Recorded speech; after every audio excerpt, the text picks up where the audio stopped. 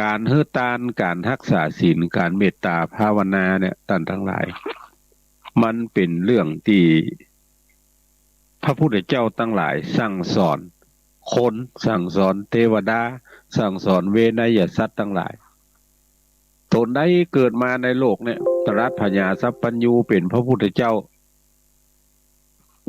ก็มักจะสอนอยู่สามอย่างเนี่ยคือตานรักษาศีลเมตตาภาวนาคือตานรักษาศีลเมตตาภาวนาเพราะว่าการฮือตานการรักษาศีลการเมตตาภาวนานี่มันเป็น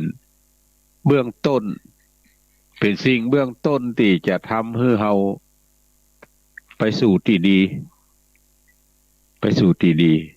ดังนั้นเปิ้นก็จึงเอาสามอย่างเนี้ยมาเป็นหลักสอนส่วนใหญ่แล้วพระพุทธเจ้าเนี่ย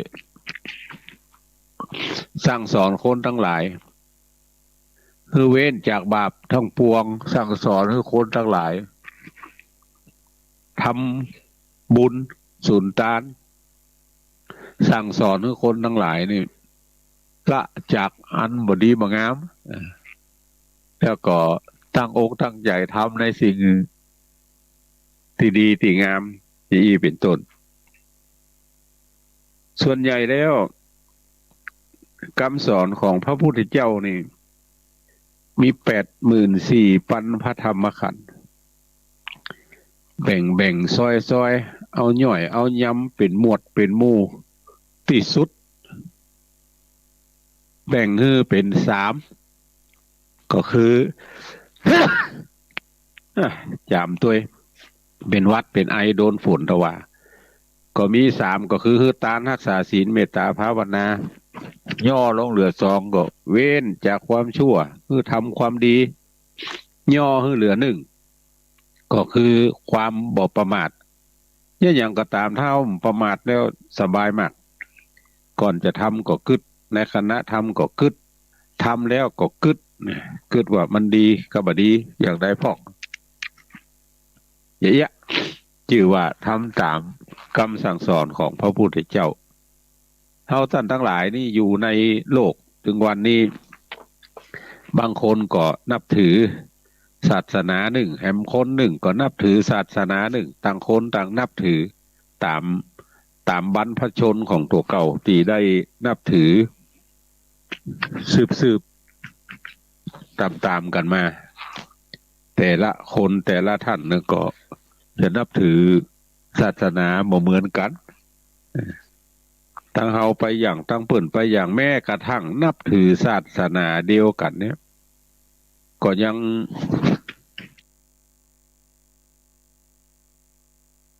มีข้อวัดปฏิบัติบ่เหมือนกันบ้านนี้เนี่ยไปอย่างบ้านนี้เนี่ยไปอย่างแหมบ้านเนี่ยไปแหมอย่างถามว่าแล้วมันได้ผลก็ได้ผลหมดมันเหมือนกับเขาจะไปเวียง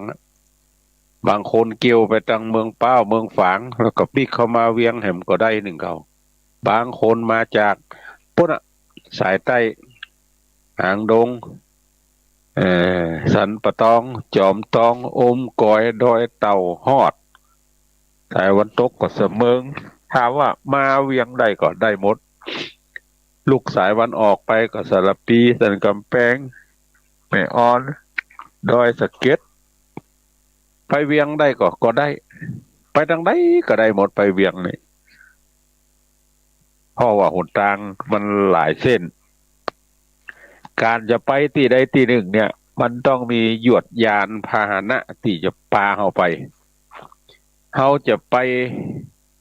นรกจะไปสวรรค์มันก็ต้องมียวดยานพาหนะที่จะพาเราไปอย่างเดียวกันอู้ถึงการไปนรกสวรรค์นั้นถ้าเราทำบดีอันนั้นแหละเป็นหนทางความบดีที่เราทำนะเป็นยานพาหนะที่จะพาเราไปสู่ที่บดีถ้าเราทำความดีก็จะเป็นยานพาหนะนำเราไปสู่ที่ดีการมีความกตัญญูกตเวทิตาธรรมต่อผู้มีพระคุณทั้งหลายต่อสิ่งทั้งหลายอันมีคุณต่อเราบอกว่าจะเป็น ปู่ย่าตายายมิตรเกอสหายผู้มีคุณต่อเฮาถ้าเฮาได้รับการอนุเคราะห์สงเคราะห์เช่นช่วยเหลือเฟื้อฟายในข่าวเฮามีความจำเป็นจะต้องใจอันนั้นอันนี้อันใดก็ตามมีบุคคลผู้หนึ่งยื่นมือเข้ามาช่วยเฮาเพื่ออันนั้นอันนี้สมใจไฟอ้างของเฮาอันนี้ชื่อว่าเป็นผู้มีพระคุณถึงหมู่ถึงมวลจ่าหลวงสุดผู้ที่ช่วยเหลือเพื่อฝ่ายในด้านทรัพย์สินเฮาวักก็บ่มาหาก็บ่ได้ไปทางเหนือก็บ่ได้ไปทางใต้ไผก็บ่ฮื้อแต่มีบุคคลผู้หนึ่งฮื้อเฮาอันนี้ชื่อว่าผู้มีพระคุณเหมือนกันถ้าเฮาได้รับความสงเคราะห์การสงเคราะห์การอนุเคราะห์จากบุคคลใดบุคคลหนึ่งแล้วเฮาก็จะต้องตอบบุญแทนคุณตอบบุญแทนคุณเปิ้นพ่อแม่เป็นผู้บังเกิดเก้าต่อเฮาทั้งหลายเลี้ยงดูตั้งแต่เฮาอยู่ในท้องในครรภ์มาแล้ว7 เดือน8 เดือน9 เดือนบางคนก็10 เดือนอุ้มอยู่ในท้องมาโอ้กลัวเฮาเป็นนั่นเป็นนี่อยู่ในท้องกลัวบ่สบายก็พ่อก้อยดูแลตั้งแต่อยู่ในท้องใหญ่หน้ากล้าบานขึ้นมาแหมน้อยหนึ่งก็สอนอันนี้ห้องป่ออันนี้ห้องว่าแม่อันนี้ห้องว่าอุ้ยอันนี้ห้องว่าลุงอันนี้ห้องว่าตู้เจ้าอันนี้ห้องว่าพระว่าเน้นสอนเป็นครูคนแรกของเฮาทั้งหลายถ้าเฮาฮู้บุญฮู้คุณของบุคคลทั้งหลายที่ว่ามานี้ก็รู้กันตึกขี้มูกในสถานทั้งหลายก็ชื่อว่าเฮามีกตัญญูกตเวทิตาธรรมเฮาจะต้องตอบบุญแทนคุณถือว่าคนทั้งหลายเหล่านี้เป็นหนี้เฮาเป็นหนี้เฮาแล้วเฮาจะแย่จะใดเมื่อเพิ่นเป็นหนี้เฮาละหนี้กตัญญูหั่นซับเฮาจะแย่จะใดตอบบุญแทนคุณเพิ่นจะแย่จะใดที่จะฮื้อเป็นบุญเป็นกุศลต่อตนตัวเฮาที่เพิ่นช่วยเฮาแล้วเฮาจะแย่จะได้ของเนี่ยวันนี้ก็จะได้นำเอาพระธรรมเทศนาผูกนั้นอันชื่อว่านี่กตัญญูมาเทศนาเป็นทำนองร้อยแก้วคือท่านทั้งหลายได้ฟังแต่จะฟังได้อรรถรสเหมือนยามเมื่อบ่เป็นหวัดเป็นไอนี่มันก็ไปแหมอย่างบ่ได้อรรถรสสักต่อใดแต่เมื่อถึงวันศุกร์แล้วก็จะต้องทำหน้าที่เป็นหวัดเป็นไอก็จะต้องทำอยู่หลายท่านก็บางคนก็ฝากยาแก้ไอมาฮื้อบางคนก็ฝากยาแก้ไข้มาฮื้อก็อนุโมทนากับท่านทั้งหลายด้วยประเดี๋ยวนี้ถือว่ายังแคว้นแต่ว่าไปหำฝนขึ้นบนดอยโอ้ก็จะลงมาได้ต้องเว้นหนทางเอาขัวขึ้นไปปะปานปะเมียงปะปานไปยื้อพอสลาปูกระเบื้องเขาบอกว่าจะไปลงไปตั้งปางจำปีเนอะตุลุงก็ถามว่ามันจะได้ดินโยดก็ดินโยดตะเกี่ยวอย่างกับลงมือทางนี้มันไปบ่ได้ถมถนนอันก่อนนั้นยังอยู่ในบ้านลุงนะอยู่เต็มแฟดเอาออกก็บ่ได้กลัวเสาก้นใส่หัวไปทั้งเพศทั้งปางแฟนก็จะเป็นได้ลงทั้งปางแฟนแต่ว่ารถสาวป่ายได้ง่ายไปตั้งปางแฟนตึงมดสาวป่ายกว่ากันหมู่ที่ลูกต้องปูงกลุ่มขึ้นไปก็ขึ้นมาได้เจ้าหน้าที่กรมทางอบต.ห้วยแก้วอบต.เทพเสด็จระดมสรรพกำลังเครื่องไม้เครื่องมือหมู่มีอย่างกับจี้ฮันจี้นี่เอานั่นออกเอานี่ออกตัวเก่าก็เข้ามาได้แข่งกับการรถตีเก่าฮะซ้ำลงมาแถมคนขับรถน้ำมันรถก็จะเสี่ยงคนทั้งหลายก็อ่อนล้าละก็ขอบคุณท่านทั้งหลายที่เอาน้ำเอาอาหารไปส่งด้วยกันเนอะเอาอาหารกล่องเอาน้ำเป็นขวดเป็นแพ็คไปส่งให้เจ้าหน้าที่แต่ว่าบัดเดี๋ยวนี้ไฟก็ยัง บัสะดวกแต่คนบอกแกวนแต่บักใครคือไปแต่พอมันเปิดได้โอ้บอกค่อมรถไปได้นี่แต่ถ้าคืนก็พี่น้องทั้งเทพเสด็จอยู่สู้มืดสายไฟขาดต้นไม้เต่งปุ๊ดมันสามารถจะจ่ายไฟไปได้ก็อยู่สู้มืดกันอดเอาแหมสักผักข้อตอนเนอะกินข้าวงายแล้วเจ้าหน้าที่ก็จะไปเอ่อต่อสายไฟแล้วก็จะบริหารจัดการเรื่องขี้เปอะขี้ดินที่มันหยดลงมาหลายตีหลายทางส่วนหนึ่งก็อนุโมทนากับเจ้าหน้าที่อบตที่ช่วยกันตัดไม้ที่ดอยป่างแดงดอยก็โยนกันต้นไม้ก้นขวางทางรถพอจะขึ้นไปได้ละก็อนุโมทนากับท่านทั้งหลายอันนี้เป็นกตัญญูถึงหมู่ถึงมวลละเขาเป็นกตเวทิตาธรรมเป็นกตัญญูกตเวทิตาธรรมมันจะเป็นจะใดเกี่ยวกับกตัญญูกตเวทิตาธรรมเนี่ยก็จะเทศเป็นทำนองร้อยแก้วเฮือท่านทั้งหลายได้ฟังแล้วก็เอาไปพินิจพิจารณาอันใดที่มันเอาไปประยุกต์ใช้กับชีวิตประจำวันได้ก็เอาไปอันใดมันเป็นแก่นเป็นสารมันเป็นปี้เป็นเปลือกก็เอาละเอาขว้างฟังเอาม่วนฟังเอาม่วนเนี่ยก็จะเป็นบุญเป็นกุศลกับเฮาท่านทั้งหลายโอกาสเวลานี้ต่อจากหน้านี้ไปก็ขอท่านทั้งหลายตั้งอกตั้งใจฟังพระธรรมเทศนาก่อนที่จะไปวัดไปวากันเด้อนะโมตัสสะภะคะวะโตอะระหะโตสัมมาสัมพุทธัสสะนิมิตตั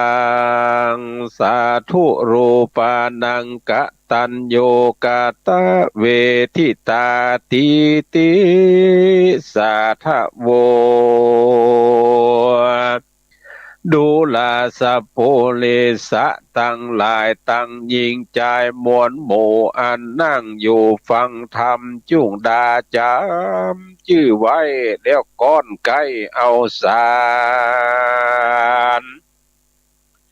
เอาเป็นยานวิเศษป่าโป้นเขตมารภัยจุงตั้งใจดักอยู่อย่าได้จาก่าวอู้กวนทามอย่าจากำสูบทราบจักเป็นบาปต่อยจ้าติดไปตั้งนาวันลูนเอาแต่บุญใส่หาบส่วนว่าบาปนั้นสายจุ่งเฮอไลนี่ไกดังเราจักไขบอกเราเฮอลูเก้าขี่ยาถึงการนาในโลกว่ามีสุขทุกโศกสูญการล้างเตื้อสุขมันจืนจ้อยบ่ต่ำก้อยเครื่องขี้ย้อนบุญมีปางก่อนมาไล่ต้อนวางต่ำบางเตื้อก็ตุกหนำเหลือแหล่บ่เว้นแว่คืนวานย้อนบาปตันจ่องก้องเฮือตกห้องเครื่องกาหากมีมาแต่ไทยกับโลกไตทรงสารกันว่าเถิงนิพพานสุดยอดตุกจิ้งวอดดับหายต้านตั้งหลายมวลมาใครโป้นจากสงสารจิ้งนมัสการขาบไว้นั่งอยู่ไกลฟังธรรมจุงดาจำฟังทีเอาเป็นที่สอนใจลำดับไปนาบาดีแดเตอพรหมมาติมาตาปิตาโลพระพุทโธ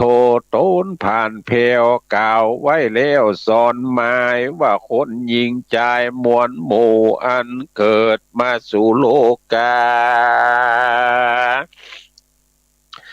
ก็มีนี้ติดตัวมานี่ทวนหัวหลายหลากยักโป้นอยากนำนานี่ดีนามันใหญ่กวนใจไฟขนิ่งหา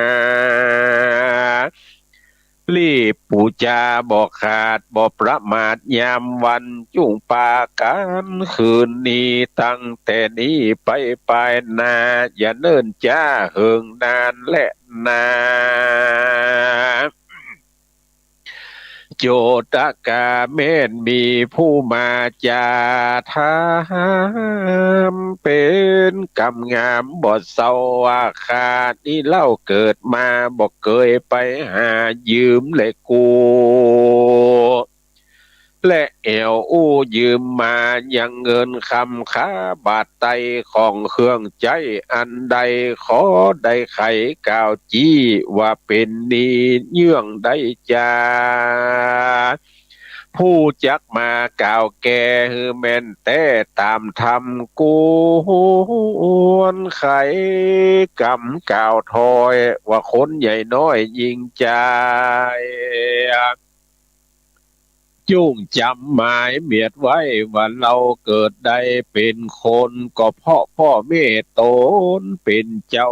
รักลูกเต้าสายตานับตั้งแต่เกิดมา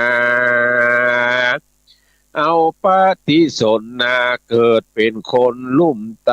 พ่อแม่ก็ใฝ่เมตตาเมตตาลงกับพาป่าต้องมานก็เป็นทุกข์ผ่านลำบากอดกันอยากอาหารโอดเวียกการน้อยใหญ่จนเติงไข้ยามเกิดตุกไม่เดือดเรือใจเลือดเมฆก็ไหลออกมาดังโบราณจ้าแต่ก่อนเจนปู่มอนเมินมายิงตะลงกับผาป่าต้องมานเพียบดังกวานจ้างให้จักเฮิงตายยามใดก็บ่มีไผลูดใดกันลูกไทยสายตาเกิดออกมาแต่ก่อนแม่ก็บ่หอนลานีเป็นตุขี่ตำก้อยเมื่อลูกน้อยขี้เหี่ยวลำบากเมื่อเตียวย้ายบาทตุกยากบ่ขาดคืนวันแม่ก็ก้อยปันกินนม แม่เจยจมลูกน้อยใจใฝ่หอยยินดีลางเตื้อแม่มีอันใดกินอยู่ในคอในปากหันว่าลูกใครอยากแล้วใส่ลูกก็ให้วายแม่ก็ขายออกปอนย้ำเหมือนลูกให้อ้อนงอแงสองพ่อแม่ก็เอาใจจักเอาอันใดโดยใหญ่พ่อแม่ก็ไฟแสวงหามีกะดูดนาต่อลูกกอยฟังปลูกอดสาสอนบุตตาหนอเนาตุกคำเจ้าแปลงปันสอนปันบอกขาดดังนักปราชญ์กล่าวไว้ว่า พระที่วัยสองพ่อแม่เป็นพรหมแก่บุตรตาบ่มีไผมาเพียบใดและนาดูกะลาสัพพุริสะตั้งหลายตั้งยิงใจมวลหมู่อันปากันนั่งอยู่ฟังธรรมจุ่งดาจำติดต่อเรื่องกุลแม่พ่อปิตามารดาอันเลี้ยงเรามาแต่น้อยกวนคืดไฟหอยถึงวันอย่าถามจะถามฟันลาบซาถามบุพคาตาตีจักตกเอาเวจีโมใหญ่อันกุลปอแม่ไทยมีลายเพียบแผ่นดินไม้เป็นขนาดหรือเต้าอากาศเวหาบ่มีกุลใดมาเพียบใดจุ้งน้อมไว้ปูจา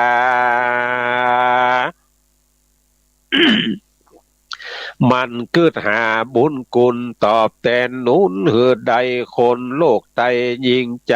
พ่องขดิ่งหมายใจไว้ว่าจักไปน้อมไว้ตอบแทนไปเฝ้าเห็นกุลปอเกิดใจต่อกุลแม่อันใดตีแต่นั่นนาจักใดแต่จากล่าวอ้างบ่ไปสร้างหลุมลาบ่ไปหาพ่อแม่บ่เผื่อแผ่ผ่านนี้ พ้องเป็นดีมีเขาของหลายก็บ่มากายเยี่ยมปอบอกคือต่อบุญคุณบอกเกือหนุนพ่อแม่บ่สวกแสมาหาใจปาลาบาปไปคนพวกนี้ใส่ปราดจี้ว่าบ่แม่นที่ลูกเต่าตอบแทนกุลเราพ่อแม่พ่อรู้แต่อย่างเดียวบ่ได้แลเหลวไปพอบ่ตอบแทนกุลต่อพ่อแม่อันเลี้ยงเรามาแต่น้อยจักเรียกคนถอยปาลาหยาบจ้าหรือคนบาทรพีหากจักมีเป็นไม้และนาตัดสมาเหตุนั้นใส่คนน้อยใหญ่ยิ่งใจจุงจำไม้ชื่อไว้เอาเป็นไม้ไตสอนตนดังพระตัสสะปนที่ไว้เตสนาไว้เมินมาว่ามาตาปิตุอุปัฏฐานังดังนี้กรรมเก่าจี้ไขจา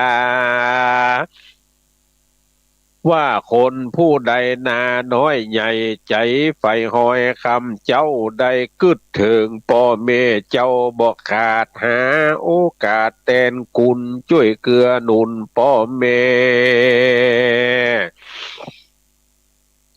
ยามเท่าแก่หิวแรงหรือเปียที่แฝงเมื่อยไข้ใดอยู่ไกลหลุมลาเสาะหายาหาหมอบอดีรอเนินจ้าตั้งเสื้อผ้าและปัจจัยที่อาสะไหลย่างอยู่พร้อมมวลหมู่นาจ้วยสองขาเกื้อหนุนฮือได้ทำบุญพรำพร้อมได้นบน้อมฟังธรรมโยตานน้ำบอกขาดบอกประมาทภาวนามันร่ำเปิงหาจะใจมันเข้าใกล้เอาใจการน้อยใหญ่หากมีบ่ฮือเครื่องขี่พ่อแม่ใจเพื่อแผ่ผาดีอันใดดีก็ควรพอมันกึดต่อสองขากันต้านมรณาระภาคควรเลิกซากสงสการตามบัวลานแต่ก่อนบ่ฮือผ่อนหายศูนย์กระทำบุญไปหาน้อมไปสาโยตานอุติสะคานพัมพร้อมเลี้ยวก็หยาดน้ำน้อมไปหายังสองขาเกเท่านักปราชญ์เจ้าอาจารย์ได้ไขขานเทศนาว่าไว้ว่ากองนี้ใส่บอกเราชื่อว่าคืนนี้เก่าพ่อแม่ตอบแทนแต่กตัญญูบุญจักจูช่วยกำเฮือลวงล้ำต่างผ่านมีผมบัตรปานกองก่อมาป้านพ่อทมนาพญาตนาน้อยใหญ่บ่มาใกล้เบียนขีอายุมีเตียงเต้าบ่รู้แก่เท่าจะลากันว่ามรณากราภาคดับจิตจากเมื่อเมืองคนจักได้เอาโตนเมื่อเกิดในกำเนิดที่ดีกันบุญมีแก่กาย่อมไปเกิดจันฟ้าเมืองสวรรค์และนาตัดสมาเหตุนั่นใส่คนโลกไตยิงใจอันอยู่ยายมวลหมู่อันข้างอยู่สงสารกันว่าหูอาการบุญกุลได้เกือหนุนสองเท่าคืนนี้เก่าพ่อแม่ด้วยใจแผ่ยินดีกันว่าคืนนี้แล้วใส่ก็ควรฝากไว้ยังเขาของทรัพย์สินเงินทองบาทไตฝากเผื่อไว้ใจปลายนาบ่เฮือตกต่ำจ้าเครื่องกาคือเลี้ยงบุตรตาลูกเต่าจุกค่ำเจ้าลักแฝงพอก้อยแยงยังลูกคือเตียวถูกตามทำต่างอันดำก็คือเว้นไว้ยามลูกเมื่อยไข่หนาวในก็เลี้ยวไว้พอเฝ้าทุกค่ำเจ้าเยาวยา ได้เสาะหาเสื้อผ้าและเครื่องง่าอลังการตั้งอาหารคาบเขาโจนลูกเต่าขึ้นใหญ่เพื่อเรียนไขว้ศิลปศาสตร์จนรู้แจ้งขวาดนามีวิจากับตนตัดกังวลเสียงไขว้กันลูกใหญ่แปลงปันกาละตันจวบไขว้ก็หากู้ไว้เฮือลูกได้ต้องถูกตามกองแบ่งเข้าของมีอยู่เฮือลูกกู้ยิงใจได้คงควายบอกขาดกองนี่ปราดกาวจี้หากแม่นที่กองทามเม้นกระตำจะใจฝากสมบัติไว้ภายนาบ่ตำจะหายสูญเมื่อปลายลุนแก่เท่าอิดอ่อนเขารวยแรงลูกเต้าแฝงอยู่ไกลเตี้ยงจากใดถึงสู้โพ้นจากทุกเป็นหมายคุณยิ่งใจน้อยใหญ่กันได้ฝากไว้เข้าของกวนทะลิปองกึดสอดขนิ่งหลอดจะใจว่าคนเราเกิดมาได้หนึ่งชาติกันว่าขาดการบุญก่อนนับว่าศูนย์เปล่าจอยสมบัติใหญ่น้อยนากันเราลาละภาคโตตายเสียจากไปนาเตียงละไว้กว่าได้กวนนี้คงควายบอกขาดใส่เข้าบาทโยตานพิฆาหารเข้าน้ำถวายแก่เจ้าพิคุสามเณรน้อยใหญ่ตามใจไฟศรัทธาคือแก่คนนาถากองตาอนาถายากไล่ตาลหนุนไว้วัดวาสร้างศาลาวิหารของอันเป็นสาธารน้อยใหญ่แปลงขัวไต่ข้ามนาตีต้นไม้ดีปลูกสร้างจิ้มสองข้างกองต่างบ่ใจวางอิ่มกายบ่เบื่อนายต่างตานแปลงใจบ้านจุมจื่นเมื่อยามยื่นยอถวายก็เป็นหน้าบุญหลายเพื่อแผ่บ่อาจอ้างกันนานนักปราชญ์ากล่าวไว้ว่ากองนี้ใส่หักแมน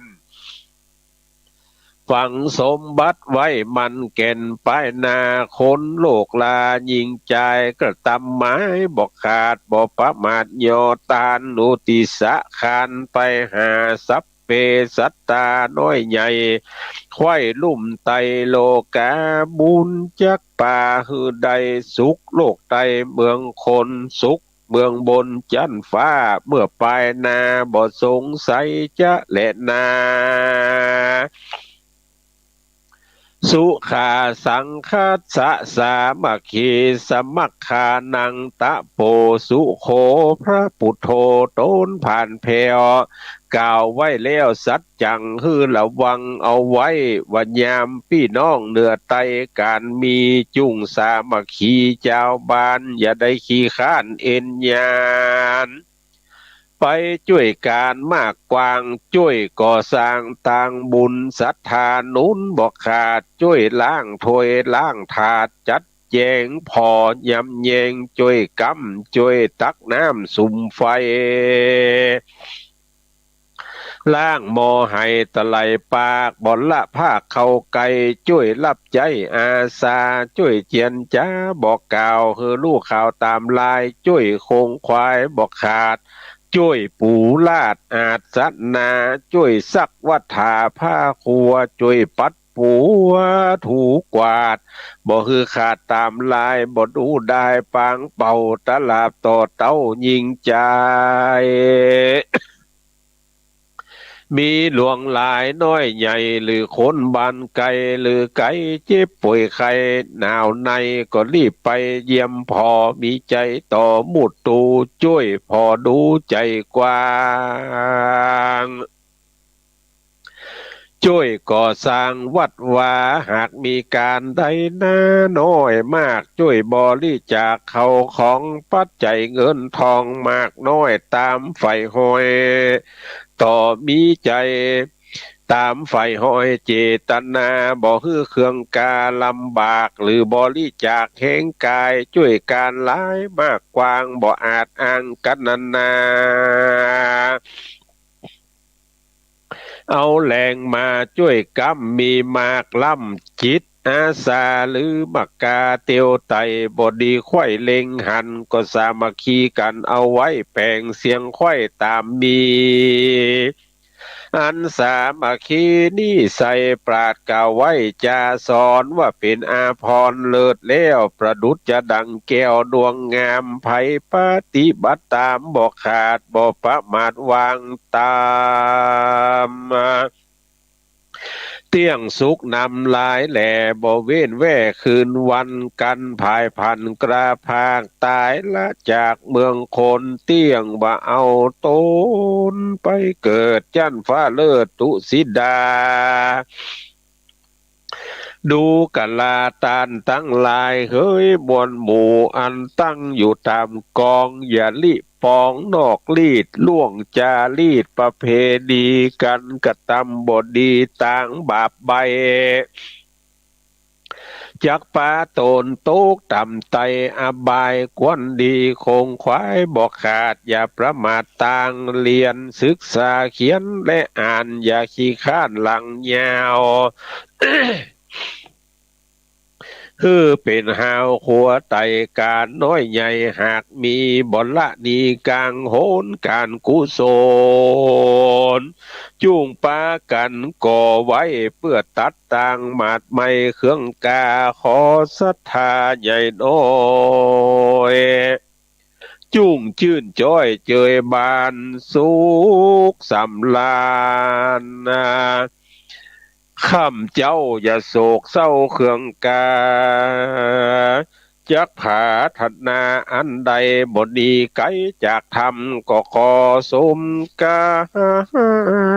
มักไฟทวดนาไข่ยิงใจสุขสบายเตียงเต้าตั้งหนุ่มเท่ายิงใจเดเตนานิทิตังขีญาสังวันนาวิเศษจาห้องเหตุนี่กตันอยู่ก็บังโกมโสบเลศสเดท่านทั้งหลายได้ฟังพระธรรมเทศนาอันชื่อว่านี่กตัญญูตามที่อาตมาภาพได้เทศนาเป็นทำนองร้อยแก้วคือท่านทั้งหลายได้ยินได้ฟังกันการฟังพระธรรมเทศนาก็ดีการฟังอันใดก็ตามที่เป็นประโยชน์ต่อคนทั้งหลาย เฮาท่านทั้งหลายก็ฟังแล้วจะไปฟังเชื่อคือเอาไปพิจารณาก่อนว่ามันแม่นแต่ก็คนเฮาทั้งหลายถึงวันเนี่ยมันฟังสักแต่ว่าฟังแล้วก็ปากันเชื่อมันก็ทำให้การหลอกลวงจุล่ายซึ่งกันและกันอย่างถึงมือถึงวันนี้เขาจะหันว่าในโลกความเป็นจริงในโลกของเอ่อ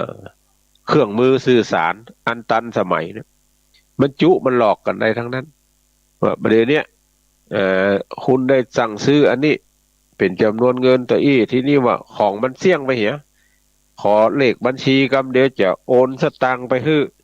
หมู่ดิบผู้บัตรก็ฟังบอกเลขบัญชีไปปรากฏว่าเปิ้นบอกโอนมาสักกำปลาน้ำเก่าไปเสี่ยงหมดอันนี้ก็เป็นวิธีการหนึ่งที่เขาท่านทั้งหลายเชื่อไปเลยเป็นวิธีการหลอกลวงแถมอย่างหนึ่งของโลกสมัยใหม่ที่มีเครื่องมือสื่อสารไล่พรมแดนคนอยู่ทั่วโลกประเดี๋ยวนี้ท่านทั้งหลายฟังอาตมาอยู่เกือบจะห้วย ที่ว่าเกือบจะไขว้นี่เปิ้นถ่ายทอดเสียงไปทางสถานีวิทยุอินเทอร์เน็ตก็มีส่วนหนึ่งสถานีวิทยุกระจายเสียง8 จังหวัดภาคเหนือนะได้ยินไขว้กันหมดที่ตุเจ้าแต่ละตนเตศเจ้าของสถานีแต่ละที่ถ่ายทอดสัญญาณเอาสืบกันไปเนี่ยมันเหมือนกับเขาเอิ้นกันสัญญาณทั้งหลายเหล่านี้หมอนี่เอิ้นต่อหมอนี่เอิ้นต่อหมอนี่เอิ้นต่อแต่ว่าสัญญาณทั้งหลายแล้วเนี่ยมันจะเหมือนต้นฉบับเป๊ะเลยจะได้เตศจะได้มันก็จะออกไปจากอันมันบ่เหมือนเฮาท่านทั้งหลายมายืนด้วยกัน10 คนเนี่ยคนเก้าเอามือป้องปากแล้วบอกคือคนที่สองบอกว่าอันนี้คือ1เนี่ยพอคนที่สองไปบอกคนที่สามเหลือก็1คนที่สามไปบอกคนที่สี่ซึ่งเป็นซอโซ่ไปแล้วตะกี้เป็นนอหนูบอกกันไปบอกกันไปบอกไปคนสุดท้ายกลายเป็นลึง กลายเป็นลึงอันนี้คือบอกต่อบอกต่อปากต่อปากนี่บางเตื้อมันก็ได้ความจริงไปถึงหมดบางเตื้อก็ได้ความจริงไปเกิงเดียวมันสืบกันเนี่ยมันผิดเพี้ยนเพราะนั้นเปิดจึงรวบรวมคำสั่งสอนของพระพุทธเจ้า84,000 ขันธ์เนี่ยเอามาไว้ในพระไตรปิฎกถึงหมดมันจะได้บ่ผิดบ่เพี้ยนจะได้บอกได้กล่าวได้เฮียนได้ฮู้เหมือนกันหมดจึงมีแบบแผนแบบอย่างเฮาบัดถ้าคิดอย่างนั้นผู้จารในตำบลเฮาลองไปฟังพอเปิดโอกาสเว้นตาลบ่เหมือนกันสักทีเพราะอย่างเพราะว่าฟังสืบกันมาเฮียนสืบกันมายิ่งสมัยเดียวสมัย มันบ่มีน้อยมีนาน บ้านหนึ่งนี่เขียมก็จะต้องเอาน้อยมาเป็นผู้นำบ้านเอาห้องเป็นผู้จารก็กลัวมันบัดเต็มที่บัดเต็มแรงบ่เหมือนเปิ้นปากันเอาไปบวช7 วัน15 วันพอจะลุยไล่ตุยตายไปด้วยกันได้เปิ้นเคยว่ามาจะได้ก็ว่าจะแต่ก็บ่ฮับฮู้สิ่งใหม่ๆคือตุเจ้าทั้งหลายบอกคือว่าพ่อจารย์อันนี้มันบ่ใช่อย่างอี้นะยังรู้ฮื้อนะก็เลยผิดเพี้ยนกันไปอันนี้เนี่ยคือฟังสืบกันมาเฮียนตามกันมาหมอนี่ฟังแล้วก็จำเอาจากนั้นมาฮู้ว่ามันแม่นกับแม่นเพราะบ่ได้ไปศึกษาเช่นคนเฒ่าสมัยก่อนมะยังพันเตนี่พอต่อมาเป็นมะยำจากยังสะกดด้วยงองูเนี่ยเป็นมอม้ามะยำพันเต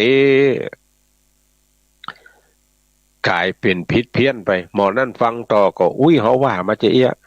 ก็เลยเอาเฮียนต่อกันมาแทนดังนั้นการตอบบุญแทนคุณพ่อแม่ก็ดีอย่างก็ดีเนี่ยเขาลองฟังที่เปิ้นเปิ้นจ่าเขาลองอ่านที่เปิ้นเขียนไว้เขาลองพอที่เปิ้นพิมพ์ไว้ว่ามันจะได้พ่องถึงจะเป็นบุญเป็นคุณตะกี้ในธรรมได้ถึงว่าสามัคคีธรรมเวลาเปิ้นมีการมีงานมีอันหยังกับบ้านกับจองกับวัดกวาเนี่ยก็ฮือปากันไปช่วยเหลือเพื่อฝ่ายอันเป็นงานส่วนรวมนะเพราะอย่างเพราะว่างานส่วนรวมเป็นงานที่ต้องอาศัยความเสียสละเป็นอย่างนักหนาปาปานภัยที่ใจบัญญัยใจแคบใจสั้นใจมินบ่สามารถจะทำงานส่วนรวมได้เพราะอย่างเพราะมักหันแก่ประโยชน์ส่วนตัวส่วนตนอันนี้บ่ทำละบ่ได้ประโยชน์จะนะอย่างบ่เฮ้ยทำแล้วมาเป็นผลงานของเขาหมอนั่นก็จะเอาผลงานหมอนี่ก็จะเอาผลงานบ่ทำแต่ความจริงแล้วมนุษย์เขาต่างทั้งหลายเป็นสัตว์สังคมอยู่รวมกันเป็นกลุ่มเป็นก้อนก็จะต้องอาศัยความเอื้อเฟื้อต่อกันหากบ่เสียสละงานส่วนตัวแล้วหันแก่ตนเองนะสังคมนั่นบ้านนั่นเมืองนั่นจะเจริญได้จะได้ และสุดท้ายแล้วตนเองจะอยู่ในสังคมนี้ได้จะได้จิตอาสาจิตสาธารณะนอกจากจะเป็นอุดมการณ์ของพระโพธิสัตว์แล้วยังเป็นไปเพื่อความปรองดองสามัคคีของชุมชนโดยกันไผที่ยังยกจิตใจของตนเองคือโป้นจากความหันแก่ตัวเองบ่ได้นะขัดใจ ต้องรีบสละต้องรีบทำก่อนที่จะกลายเป็นคนไร้ค่าของสังคมทันทีที่เขาก้าวโป้นความหันแก่ตัวนะเขาจะรู้สึกว่าเขานี่มีกล้านักจิตใจเขานี่ยิ่งใหญ่มากต้องฝึกที่จะเสียสละเพื่อรับเอาสิ่งที่ยิ่งใหญ่กว่านั้นคือความปีติความสุขใจสุขจากการฮื้อเนี่ยมันมีมีความม่วนอกม่วนใจยิ่งกว่าสุขใดๆในโลกการฮื้อนี่นะถ้าเราจ้างฮื้อเพราะอย่างคนเฮาเนี่ยจิตจะฮื้อเนี่ยมันเบาจิตจะเอานี่มันหนักมีนักการจะเสียสละนี่มีน้อยเนี่ยแต่ว่าก็ต้องขอบคุณท่านทั้งหลายที่ไปช่วยกันช่วยงานกันช่วยกันเคาะขี้เปอะช่วยกันเพี้ยวกิ่งไม้ก็ชื่อว่าท่านทั้งหลายได้เสียสละนะหุ่นตกหุ่นซึ้งหลายที่ก็โอ้น้ำทุทากปัดปลาเข้าของไหลไปท่านทั้งหลายก็ช่วยกันเก็บช่วยกันเมียดก็ขอบคุณทุกบ้านทุกจองที่ช่วยกันอันนี้ชื่อว่าทำงานส่วนรวมช่วยเหลือเฟื่อฟายพี่น้องต่างบ้านต่างจองต่างอำเภอต่างหมู่บ้านเขาก็ช่วยเหลือเฟื่อฟายกันมาโดยตลอดบ่ได้ถือว่าอ๋ออันนั้นเป็นเรื่องของบ้านนั้นอันนี้เป็นเรื่องของวัดนี้แบบเกี่ยวกับเขาเนี่ยเมื่อเป็นงานส่วนรวมแล้วเขาก็เข้าไปช่วยโดยก็บอกหวังผลตอบแทนอย่างสักอย่างเนี่ยอย่างนี้จะเป็นบุญเป็นกุศลกับเขาท่านทั้งหลายนี่กตัญญูที่ว่ามาตะกี้เนี่ยก็เกี่ยวกับความสามัคคีเนี่ยเหมือนกันถ้าเขามีความสามัคคีช่วยกันไปช่วยกันมาเนี่ยมันก็เป็นหนี้กตัญญูเหมือนกันโอ้คือทอดเมื่อถนนเขาเนาะมันรู้มันปังอ้ายนั่นปีนี้ก็มาช่วยกันเพิ่นบ่ช่วยด้วยแฮงเพิ่นมีกำลังทรัพย์พอเพิ่นก็ซื้อน้ำซื้อเครื่องดื่มเอาเข้ากล่องเข้ากับมาส่งคือกันเจ้าหน้าที่ก็ได้กินกันทั่วหน้ามีกำลังใจในการทำงานต่อไปแถมอันเนี้ยชื่อว่าเป็นทำความกตัญญูกตเวทิตาธรรมต่อคนทั้งหลายเหมือนกันดังนั้นท่านทั้งหลายก็ฮือปากันกึดล่ำตำสร้างแต่กองอันดีวันนี้เป็นวันพระวันศีลบางวัดบางวาก็ใส่บาตรแล้วก็ลวดเตดบางวัดบางวาก็เตดเมื่อตอนบางวัดบางวาก็เตดเมื่อไงบางวัดบางวาก็เตดเมื่อค่ำลวดบางที่ก็มีการสวดมนต์ไหว้พระสวดกรรมฐานทำวัดเย็นเนี่ยก็ปากันไปเนอะปาลูกปาหลานไปนั้นมันจะหายเนี่ยก็ปล่อยมันหายไปตามนั้นอย่างน้อยคือมันได้ซึมซับเอาสิ่งดีๆที่พ่อแม่ญาติพี่น้องคนเฒ่าคนแก่ที่เพิ่นทำให้เขาหันเขาก็จะได้เอาไปอู้ไปจ่าเอาไปจำแล้วก็วันหน้าพวกเขาถึงจะฮู้ว่าพ่อแม่ได้ทำเจอีมาแล้วมันเป็นเจอีรู้อย่างเขาท่านทั้งหลายเนี่ยเวลาไปอบรมเนี่ยถามว่าได้อย่างพ่องโอ้ได้แฟ้มให้อันปากกาให้ด้ามอันอื่นเนี่ยก็บ่ได้อย่างเขาคิดว่าบ่ได้อย่างนะพอมันถึงเวลาที่จะต้องใจเขาถึงจะฮู้ว่าโอ้สิ่งที่เขากำลังรับรู้สิ่งที่เขากำลังจะทำบ่เดี๋ยวนี้มันเป็นเหตุมาจากที่เขาได้ไปฟังเปิ่นอู้เปิ่นจ๋าไปพอเปิ่นลงมือทำแล้วมาถึงตาเขาละโอ้มันจะต้องทำอย่างอี้ถ้าแล้วเปิ่นบอกว่าเนี่ยอย่างอี้เปิ่นบอกว่าทำจะอี้อันนี้นี่เขาจะได้ฮู้ได้หันได้จดจำเอาไว้เรามาสั่งลูกสอนหลานต่อไปแถบจานก็ท่านทั้งหลายได้กึดใจได้ไฟใจตึงอย่างว่าไปตะกี้นะมีกับข้าวตอกดอกไม้ลำเตียนบัดตันได้นึ่งเข้าบัดตันได้เป่าไฟบัดตันได้หาอันหนึ่งอันใดที่จะมาใส่บาตรป้ากันไปซื้ออากาศไปซื้ออากาศมันมีเปลือกข้าวต้มข้าวหนมบ่ได้ห่อเพิ่นก็ถึงขาย ซื้อเอาตามกำลังทรัพย์ไม่ใช่ว่าทุกเจ้าในวัดมีเป็น20 ปลายก็ซื้อเสี่ยงถึงจะตานถึง20 โตนนั่นไม่ใช่ก็ซื้อไปหมอกพอให้พอดีเอาใส่พระเจ้าเหียเอาใส่ครัวบาทพระเจ้าแล้วก็ ก็สุมาเถอะเอาใส่บาททุกเจ้าเหียใส่บาทพระเนรเนี่ยตามกำลังเขาไม่ใช่ว่าปุ่นตั้งถาดไว้10 ปลายเขาจะต้องซื้อไปใส่ถึง10 ปลายนะไม่ใช่ก็ใส่อัน2 อันถ้าตั้งหน้ามันมีนักแล้วเขาก็ไปใส่ตั้งหลังที่มันพอมีเถอะให้ก็บ่ได้ว่าเนี่ยคือเขาก็ใส่ไปตามนั้นใส่ไปตามนั้นตานไปตามกำลังทรัพย์ของเขาบางคนเนี่ยโอ้กุ้มไปโดเสียงนักลำไปเฮ้ยเขาตั้งถาดตั้งอย่างไว้เป็นซาวเอาที่ไหนมาใส่ปลาล่ำเหลือมันไม่ใจถึงครับขนาดนั้นเขามีต่อใดก็ตานไปตามเรื่องตามราวนั้นตามเรื่องตามราวตามกำลังทรัพย์ของเขาชื่อว่าจะได้บุญไปบ่ไหวแล้วท่านทั้งหลายขี้มูกก็ย่อยจะจามก็จามจะไอก็ไอท่านทั้งหลายจะฟังบ่ได้อรรถรสวันนี้ก็50 นาทีกว่าแล้วก็ขอนำรายการจากท่านทั้งหลายฟังพ่อนผู้ฟังทั้งหลายไปก่อนจะจามจะไอก็จะบ่เป็นเรื่องเป็นราวเป็นนักทิกๆก็ขออนุโมทนากับท่านทั้งหลายที่ได้รับฟังรายการนี้วันนี้บ่เปิดสายเถอะเนอะไปจะโทรก็โทรมาหลังไมค์บ่ไหวละขี้มูกก็ย่อยก็เดี๋ยวก็จะจามก็เดี๋ยวก็จะไอขอนำรายการจากท่านทั้งหลายฟังผู้ฟังทั้งหลายไปก่อนอายุวันโนสุขังปะลา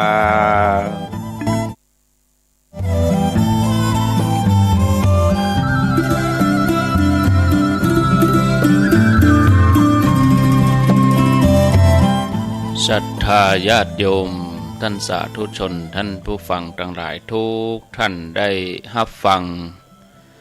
การดำเนินรายการโดยท่านพระครูชลทานพิทักษ์เจ้าอาวาสวัดแม่ห้องไคอำเภอดอยสะเก็ดจังหวัดเชียงใหม่เป็นประจำทุกวันศุกร์ที่ท่านพระครูเปิ้นจัดรายการให้ญาติโยมได้รับฟังวันนี้ก็คงจะมีอุปสรรคปัญหา